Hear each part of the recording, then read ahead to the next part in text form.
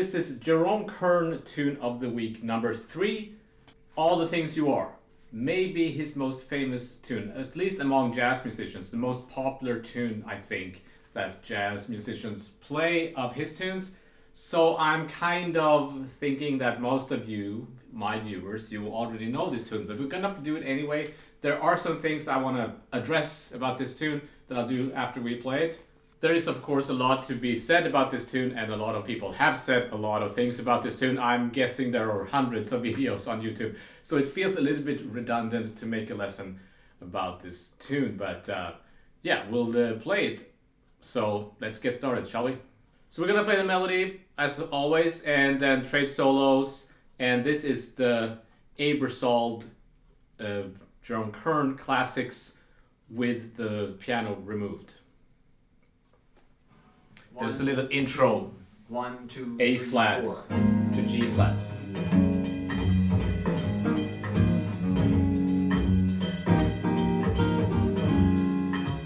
Here we go.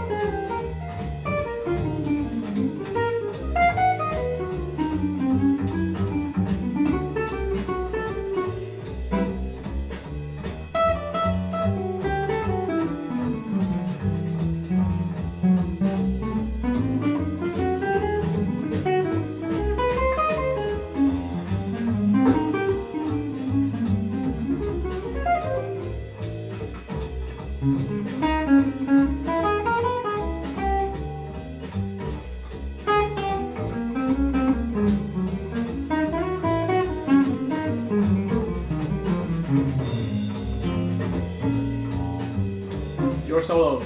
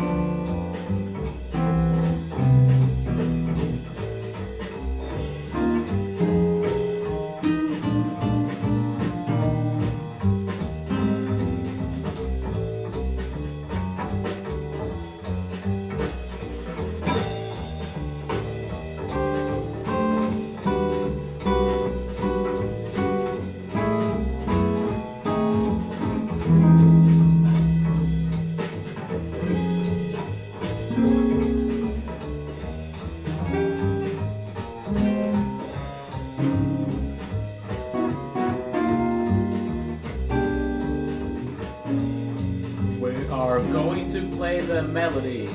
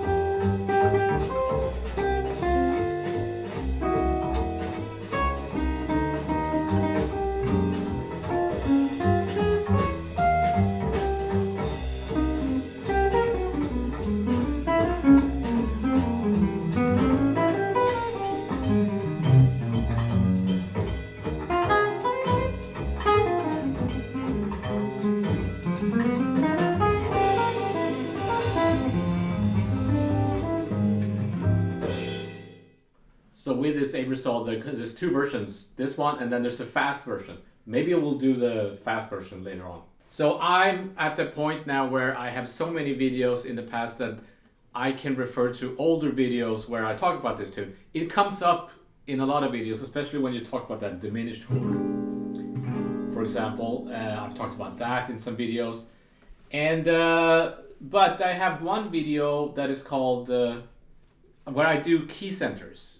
Key centers is very useful for this tune because it's in several keys, which is kind of what makes this tune unique, because it's a American songbook classic tune, right? But it's a tune that everybody knows. Everybody's heard this tune. It's like not just musicians know this tune. Everybody knows this tune, but at the same time it's quite advanced harmonically. I also have a video called How to Connect Chord Tones, I think, on this tune. So I'll put links to those so you can check them out. I also have a video where I transcribed a Chris Potter version of this tune where he is playing with Shai Maestro. And the approach that the way they approach the tune is quite interesting. So I'll put a link to that one as well. So the first thing I want to do is to ask you this. So as I said, I think most of you know this tune, but at the same time I want to ask you, without being patronizing, do you really know the tune? Think about it, like the bridge. Are you sure about those notes there, the melody? So we'll look at it. First off, you can jump around as a guitar player, we'll jump around octaves. You can play it here. But then it's a little bit low perhaps. So maybe I'll jump octaves there.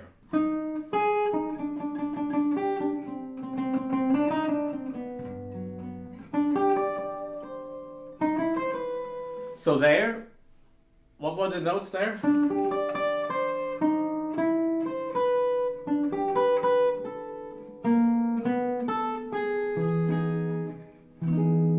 Here, by the way, you can play E major 7 and then E major 7 flat 5.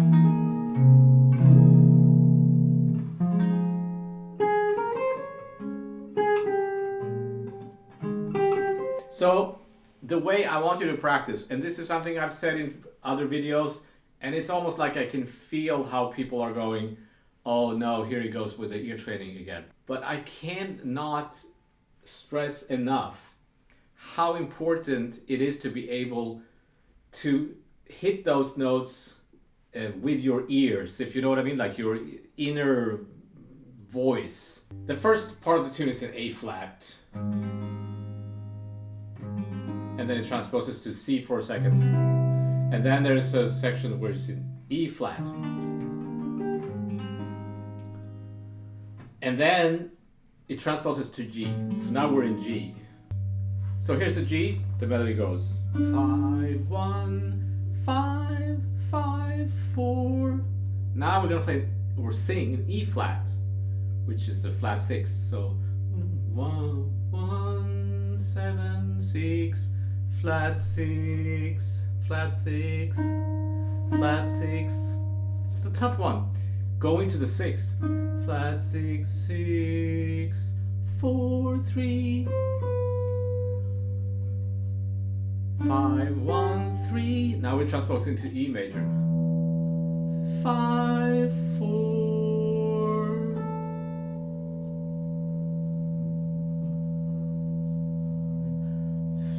sharp 11 5 4 3.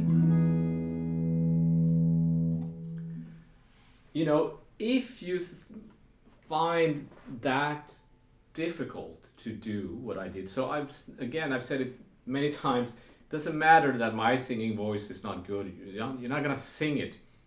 It's just that, just like a trumpet player, if you're gonna play those notes, the trumpet player needs to hear them kind of in your head before you play them, because it's not gonna come out in a good way if you can't. It's almost like singing. We need to do that too. We can just put our fingers, but I want you to understand that if you want to play jazz, you have to kind of be an ear player. You have to play what you hear. Not always. You can just, sometimes just put your hands and play something and see what it sounds like. Bill Evans did that too, apparently. Sometimes he would just put his hands somewhere just to see what it would sound like. But what I'm saying is you need to be able to do this. So knowing the tune perfectly like that is very important. And some of you are saying, well, in jazz, you're not supposed to play what's on the page. You're supposed to kind of add your own ornamentations and variations from your own taste. Yeah, but you're supposed to change the melody after your own taste. That's what all the great jazz musicians did. But if you don't know the correct way of playing the melody, you're not changing. You're just playing something wrong in a way, but if you know it perfectly, then you can change it. You see the difference there. So do I know every jazz tune melody perfectly, like it's written in a real book, whatever? No, but this one I know. I even know the lyrics. This one you should learn the lyrics, because if you know the lyrics, you're gonna phrase the melody. It's gonna sound like you know the lyrics, and these lyrics are pretty cool. And now there's some other things here that are, I don't play all those 2 5s. I don't worry about D, G, C. I just think G to C. C minor, F minor, B flat, E flat, A flat, D. And here, I think in the original version it's -7 flat 5 there. Because you can do that, right? Because it's... And here too. Most people do play that here. So that's F sharp -7 flat 5s. That's just a chromatic leading note. You might think, well, that's funny with the major 7 on the dominant chord, but it's just a leading note. But I prefer a regular -7 instead of -7 flat 5, or just don't play the 5th, leave it open.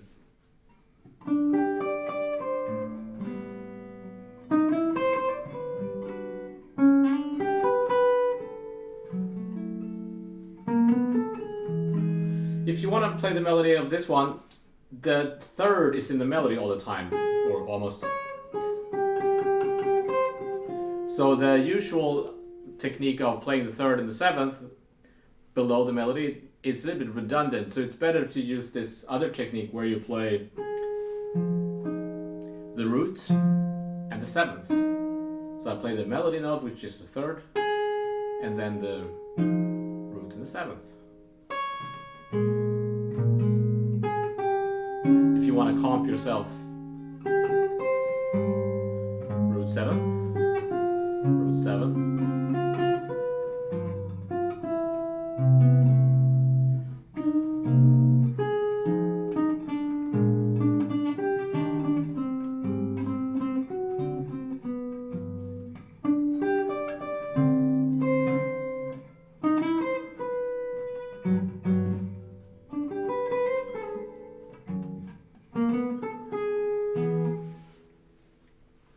I think there's a mistake at the end of the notation here. It says, "On that moment divine, when all the things you are." I think it's supposed to be.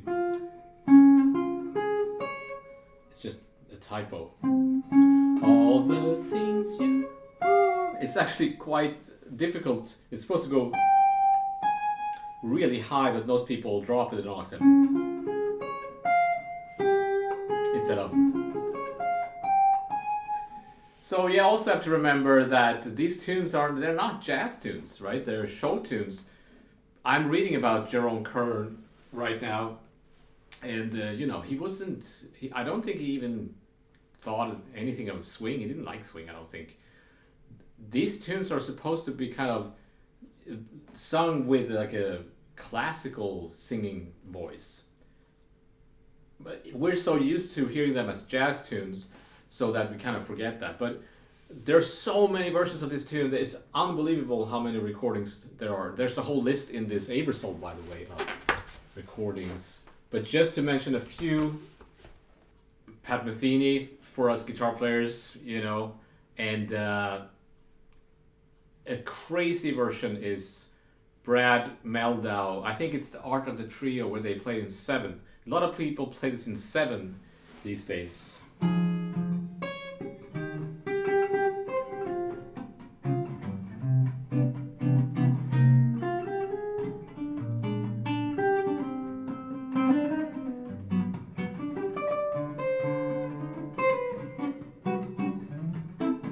So if you haven't heard that version with Brad Meldau's trio, that's crazy. Of course, Charlie Parker's version, or maybe it's the Dizzy Gillespie recording, there's the famous intro.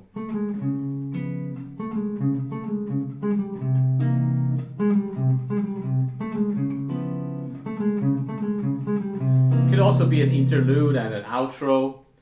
And if you call this on a jam or a gig, and by the way, as I've said before, it's okay you don't have to know every tune. If you go up on a jam and people call some random standard or American songbook tune, it's okay. You don't have to know it. But if you go to a jam and somebody calls All the Things You Are and you go like, I don't know it, that's going to be a little weird. You should know this tune for sure. And you can expect this intro. And I think it's usually so C sharp altered, like a sharp 9. I don't think that it's the altered scale. I think it's even maybe minor there. Bill Evans plays minor, I think, C sharp minor. Because the melody is playing a fifth. You can clearly hear a fifth, so it's not the altered scale.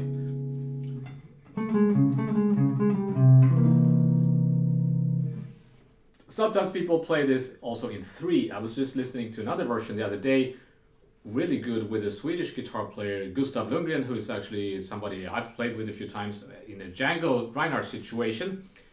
And he's recorded, maybe it's not his album, it's Chris Cheek, another name that popped up during our Cole Porter videos.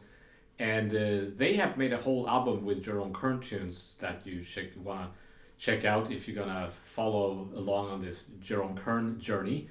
And they played in 3. Another thing I want to mention here is that it has this kind of classical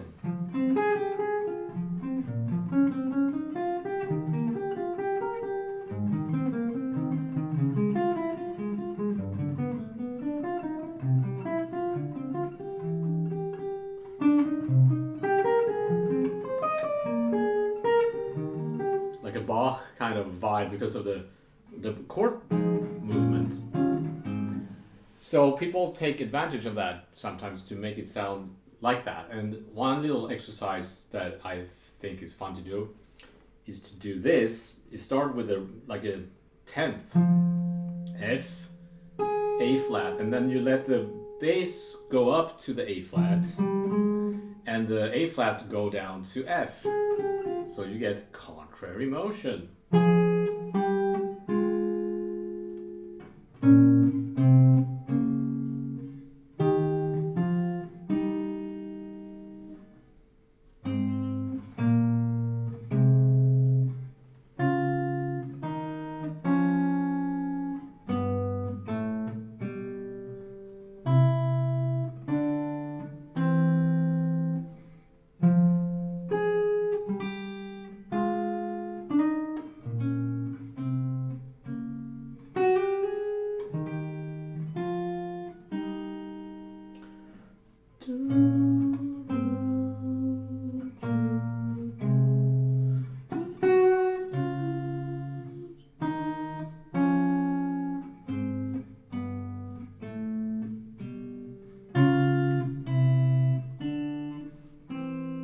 that's a fun little exercise. Now, I dare you, let's play the fast version. I think it's 260 beats per minute, so it's not ridiculously fast, but it's pretty fast. Let's just try it. 1, 2, 1, 2, 3, 4.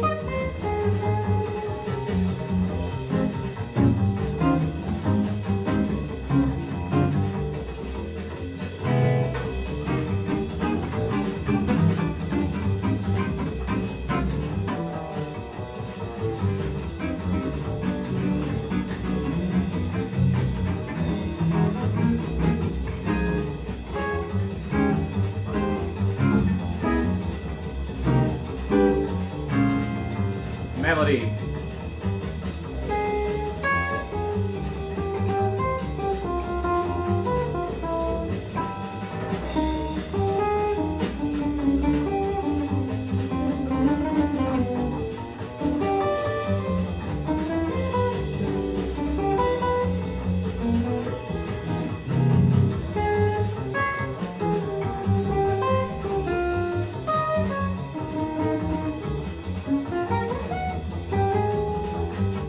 I find with this stuff, it's like the best way to learn to play fast like that is to do it with musicians, like in a real playing situation with musicians that can play fast tempos.